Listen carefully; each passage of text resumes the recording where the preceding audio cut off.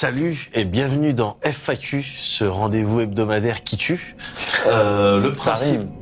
Ça rime. Le principe, c'est quelqu'un qui joue aux jeux vidéo, en règle générale, quelque chose de nouveau. Et une autre personne qui pose les questions que tout un chacun pourrait se poser. L'intérêt, c'est que ça fait découvrir, voire même envisager du nouveau jeu. Donc c'est ça qui est intéressant. C'est ça. Et cette semaine, Kevin? Cette semaine, on va jouer à Bloodborne The Old Hunters. Donc Ouais, exactement. Donc c'est le DLC du jeu qui est sorti là récemment, dont il y aura la critique dans le prochain classé 18+. Mais je voulais d'abord montrer un petit peu, pour ceux qui l'attendaient, qui hésitaient peut-être, montrer un petit peu le début du DLC. On n'en verra pas énormément parce que évidemment, spoil, tout ça, je veux pas gâcher pour l'instant la surprise. Voilà, donc ça va être en deux parties. D'abord là, je vais lancer la partie, hop. Là, on n'est pas dans une zone du DLC. On est dans une zone que tu peux accéder, à laquelle tu peux accéder dans le jeu de base, mais je voulais la montrer et on verra tout à l'heure pourquoi. Déjà, je vais la montrer en partie pour montrer des armes du DLC, des nouvelles armes, que j'ai récupéré 2 nouvelles armes là pour l'instant, que j'ai pas encore, si tu veux, mon perso est pas tout à fait adapté à ces armes-là. Ouais. Donc si je vais dans le DLC, je vais me faire éclater avec ces armes. D'accord. Donc okay. Là, ce sera l'occasion de montrer en même temps les armes. Là, je vais te demander, et vous demander, vous qui regardez, de faire un peu attention à l'architecture, à ce dans quoi je me balade. D'accord, ok. Les gens qui ont fait le premier jeu reconnaîtront les alentours de la cathédrale, dans laquelle on combat Amelia. Voilà. Donc là, c'est une des nouvelles armes du DLC. Elle est cool. Elle ressemble un peu à la canne fouet qu'on avait déjà dans le premier set de chasseurs du jeu. Ça s'appelle le couperet fouet. C'est-à-dire que donc ça passe, tu vois, d'une espèce de gros hachoir comme ça à un gros hachoir en fouet. Donc ça a une portée assez immense. Mais ça va toucher loin. Ouais, d'accord. Même lui avec sa grosse faux, il me touche pas jusqu'ici. Et le truc intéressant, c'est que en fait la transformation de l'arme n'en fait pas une arme à deux mains, comme c'est souvent le cas avec les autres armes. Tu vois, j'ai toujours mon, j'ai pas fait gaffe. J'ai toujours mon flingue dans la main. D'accord. Gauche, pardon, quand j'ai ça. Ce qui me permet de faire des contres comme ça, vu que c'est le principe du flingue dans le jeu. Donc voilà, la palette de coups est assez classique. Enfin, ça fait ce qu'on attend d'un hachoir fouet, si tant est qu'on attende quelque chose. Voilà, hache et fouette, exactement. Je vais vite fait montrer une autre, voilà. Ça, là, on est sur de la massue. Là, on est sur de la massue, mais qui a un petit truc particulier, c'est que déjà, elle met des coups de massue. Pareil, ce qui est toujours appréciable de la part d'une massue. C'est vrai. Mais si tu utilises la touche qui transforme l'arme, comme toutes les autres, et là, ça en fait une arme en feu. Cool. Pour un coup. C'est-à-dire que tu mets un coup, et après, tu vois, ton arme est éteinte, il faut que tu la recharges. D'accord. Voilà. Donc, encore une fois, là, je les ai pas énormément fait évoluer, les armes, donc elle frappe pas si fort. Mais avec un build adapté, je suppose que ça peut faire assez mal. Donc voilà, ça c'est les deux armes. On a aussi l'accoutrement là que je porte. C'est le set complet des chasseurs du temps jadis, je crois que ça s'appelle comme ça dans le jeu. Qu'on peut dropper aussi, enfin qu'on trouve, pardon, dans le DLC. Parce que le DLC donc s'appelle The Old Hunters, donc les vieux chasseurs, et nous fait tracer un petit peu, enfin nous fait rencontrer des chasseurs dont on a pu entendre parler dans le jeu de base, mais qui étaient morts depuis longtemps dans la partie. Donc là, je vais revenir dans le rêve du chasseur, c'est le hub du jeu un petit peu, et on va aller vraiment dans la zone du DLC. Et là, pour l'occasion, je vais m'équiper d'une arme qui était existante dans le jeu, mais qui me permettra de m'en sortir plus facilement dans le DLC. D'accord. Donc concrètement, les nouvelles armes du DLC, elles sont pas spécialement conseillées pour faire la zone du DLC. Si, c'est juste qu'il faut avoir Là, il se trouve que mon personnage que j'avais en l'occurrence n'est pas spécialement adapté pour ces armes-là, et j'avais pas tout ce qu'il fallait pour les augmenter à fond. Mais après, n'importe quelle arme peut être adaptée, je pense. D'accord. D'ailleurs, tu vois, le hachoir fouet là est plutôt cool dans sa manière, avec sa portée assez immense. Ça peut pas mal t'aider. Parce que le DLC est pas évident. Là, je m'y attaque au niveau, je crois, 70 par là, entre 65 et 70. C'est du DLC endgame, middle game. Tu peux le faire manifestement pas dès le début. Tu peux pas y accéder dès le début. C'est comme dans les Souls. C'est-à-dire que c'est pas un DLC où une fois que tu vas télécharger, tu lances le jeu, tu vas dire lance-moi le DLC. Il est caché en fait en quelque sorte dans la partie. D'accord. Pas énormément cette fois-ci par rapport à celui du premier Dark Souls par exemple qui était mais introuvable si t'avais pas une soluce. Ouais, donc là je m'équipe de mon arme de prédilection. Voilà, là je suis dans bateau, donc en l'occurrence. Voilà, c'est ça, mais qui peut transformer en petit. Donc là, je suis dans la zone du DLC, et pour finir ce que je disais vite fait, c'est du endgame. C'est un peu comme les autres Dark Souls, en fait. Tu peux y aller à partir du niveau... théoriquement, tu peux y aller dès le niveau 20, 30 si tu veux. Tu peux le débloquer assez tôt dans le jeu. D'accord. Maintenant, tu vas te faire éclater si tu n'y vas pas avant le niveau 60-65. C'est ce qui est conseillé, mais c'est conseillé pour avoir une expérience pas évidente. C'est-à-dire que tu te prends des coups, c'est dur, tu vas prendre beaucoup de vie, perdre beaucoup de vie à chaque coup. Voilà, c'est pour avoir une expérience à peu près équilibrée pour un Dark Souls ou un Bloodborne, c'est-à-dire pas évidente.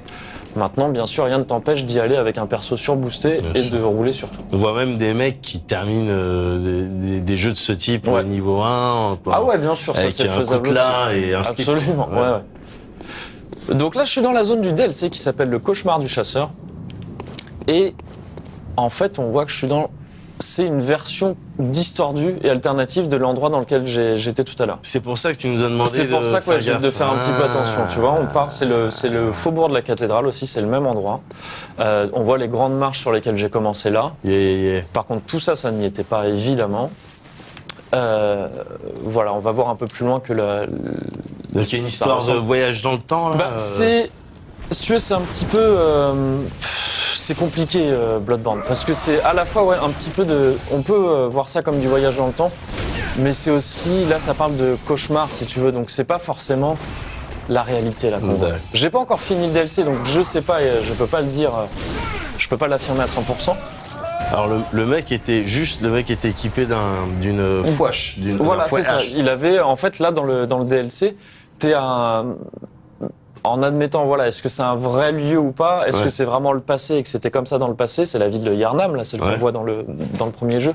Je ne pense pas parce qu'on verra, en fait, dès que je vais progresser un petit peu, on va reconnaître d'autres endroits d'Yharnam mais qui ne sont pas là du tout d'habitude. C'est-à-dire que c'est vraiment une version distordue et reconstruite de la ville. D'accord. C'est, donc, en tous les cas, on est censé être à une époque ou dans un rêve dans lequel il y a beaucoup de chasseurs. Ce qui n'est plus le cas à l'époque du jeu quand ils jouent. Et donc ces chasseurs-là ont des armes que tu vas dropper justement. Donc lui, voilà, il a l'épée le hache-fouet pardon que j'ai utilisé tout à l'heure. Le fouache, c'est vrai. J'ai installé ça. Donc. Lui, c'est vrai. Lui, je suppose que tu vois son arme de main droite là. Ouais.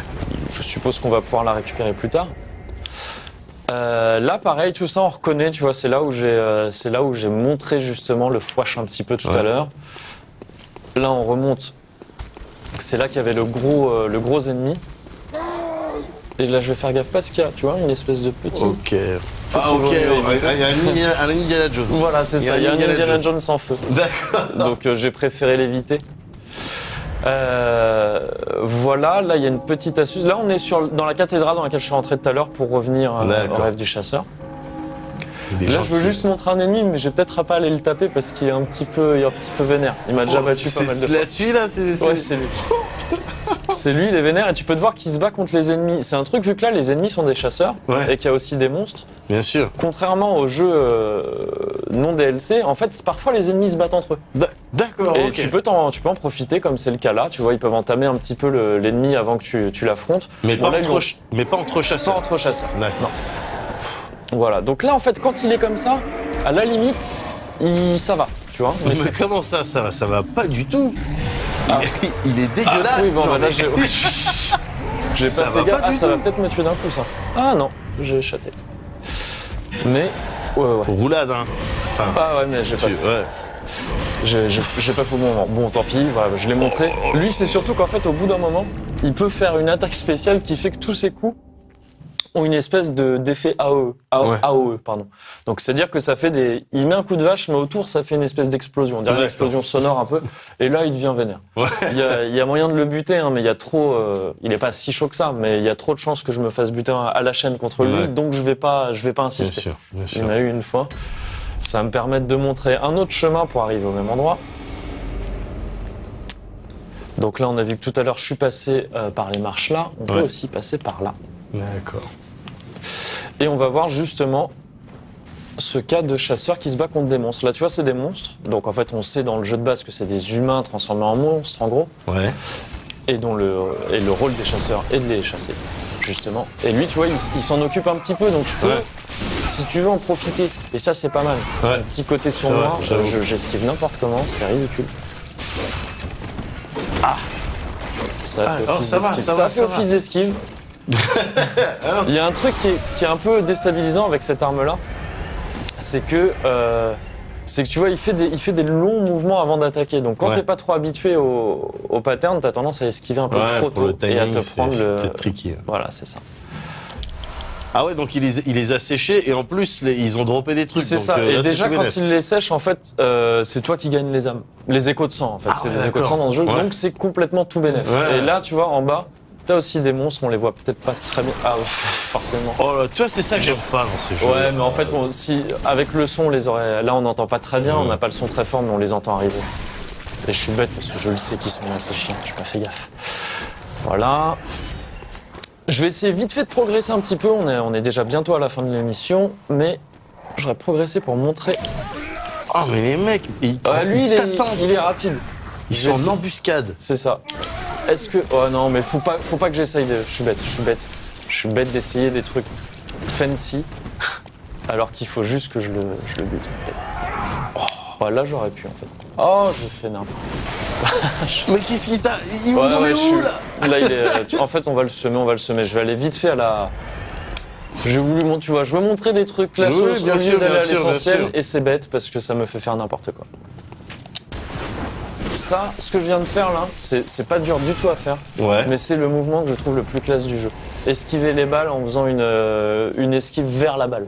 C'est con, mais tu sais, c'est un mouvement de manga. Ouais, c'est sûr. Non, ne butez pas. Histoire, voilà, c'est bon. Ah, voilà. L'Indiana Jones, c'est... Ah ouais, non, mais t'es mort depuis. Il les a pas tous eu. Là, ça revient tout le temps.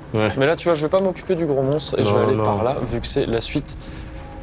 Et ça va juste, voilà, on va pas aller très loin, hein, tu vois, c'est pour encore une fois garder la surprise, c'est super important pour ce genre de jeu de pas savoir à quoi tu... Ah, et tu vois, là j'avais perdu mes échos de sang, et que dans ce jeu-là, quand tu perds tes échos de sang, c'est un ennemi, contrairement à Dark Souls où il y avait une flaque de sang par terre, là des ennemis peuvent les absorber, et il faut buter cet ennemi pour les récupérer. Et là, en fait, ça avait été absorbé par un ennemi qui a été buté par un autre ennemi. D'accord, et du coup, je l'ai récupéré un peu gratos. Ça illustre parfaitement ce délire d'ennemis qui se tapent entre eux. C'est ça. D'accord. Et là, on voit... Qu'est-ce qui se passe? Ah, ok, d'accord. Là, tu vois, c'est une autre... On devrait pas arriver là, en fait. Si tu prends l'architecture de Yharnam dans le jeu de base, le chemin que j'ai pris là n'existe pas et on arrive à un endroit complètement différent de la ville. Là, c'est le grand pont, si je me trompe pas. Et là, voilà, ça va montrer que dans le DLC, tu as aussi pas mal de pièges. Là, en l'occurrence, c'est plein de petites armes automatiques, en fait, qui tirent. D'accord. Et c'est assez chiant, parce que ça fait assez mal, ça te ralentit. Il y en a partout. Faut faire gaffe, tu peux vite te faire piéger par ça. Hop, c'est bon. Mais une fois que tu les as passés, ça va à peu près. Voilà. Et ensuite... Tu peux les détruire comme ça, il suffit de les détruire. Mais ça, c'est des trucs qu'il n'y avait pas dans le jeu de base. D'accord. Ah, bon, bah là, celle-là, j'arrive pas à la détruire, c'est possiblement un bug, il y en a pas mal. Pour ce genre de truc, c'est jamais gênant, mais... Voilà, donc c'est, tu vois, des types d'obstacles qu'on n'avait pas avant. D'accord. Là, on va voir aussi bientôt un ennemi qui utilise des bombes telles qu'on ne les connaissait pas jusqu'ici, c'est-à-dire des... Est-ce qu'il va le faire ou est-ce qu'il va... Ouais, voilà. Tu sais, c'est de la TNT, il y a un petit minuteur et après ça explose. Ça n'existait pas avant. Voilà, je vais pas en montrer beaucoup plus. Il y a, juste pour info, lui il utilise, tu vois, il va me sécher si je fais pas gaffe, il utilise l'arme que j'ai montrée tout à l'heure, le marteau enflammé, qui ressemble en fait, pour ceux à qui ça évoquera quelque chose, qui ressemble au tonitrush qui existait déjà dans le jeu de base et qui fonctionnait d'une manière similaire avec la foudre, au lieu que ce soit avec le feu. D'accord. Style de marteau, un style de Mjolnir. Un style de Mjolnir, effectivement. J'aimerais juste montrer un dernier truc avant de... Vas-y, sèche-le. De rendre l'antenne, comme on ne dit pas vraiment, hein, en réalité. Sèche le gentilhomme. Voilà.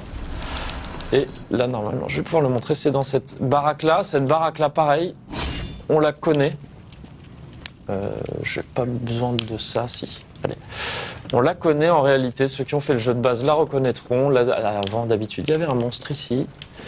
Là, si on partait par cette porte, on se retrouvait sur le pont avec le premier boss du jeu. Ouais. Bref, on reconnaît des niveaux, et en fait, ça, c'est presque une tradition. Une tradition, c'est dur d'en parler puisque c'est en 2 épisodes, mais c'était le cas dans le DLC du premier Dark Souls aussi. Ouais. Tu visitais une version alternative d'une zone que tu connaissais dans le jeu, D'accord. qui était dure à reconnaître au début parce que c'était dans le passé. Et ça fait partie du délire en fait, de reconnaître, de se demander mais pourquoi ils ont décidé de nous faire revisiter ces zones-là. Qu'est-ce que veut dire cette zone qui mélange des éléments qu'on connaît dans le jeu de base et ah tiens c'est marrant, je reconnais cette maison, j'y suis déjà allé. Ici, c'est le spot où il y avait le mec en fauteuil roulant. Exactement. Oh, c'est putain. ça. Et maintenant, ça veut dire quelque chose, c'est ce que du je coup vais montrer. Là, le mec en fauteuil roulant, il est là, il est mort, mais si t'entends, il était piégé. Ça, pareil, c'est un truc qui n'existait pas. Des pièges comme ça, tu vois, c'est un truc piégé. T'entends le petit minuteur. Si tu fais pas gaffe, tu te fais tuer. Donc, on va rester là-dessus. Les devs, ils jouent avec le joueur carrément. Ouais, c'est ça. Et je trouve ça cool. Et ça a une signification?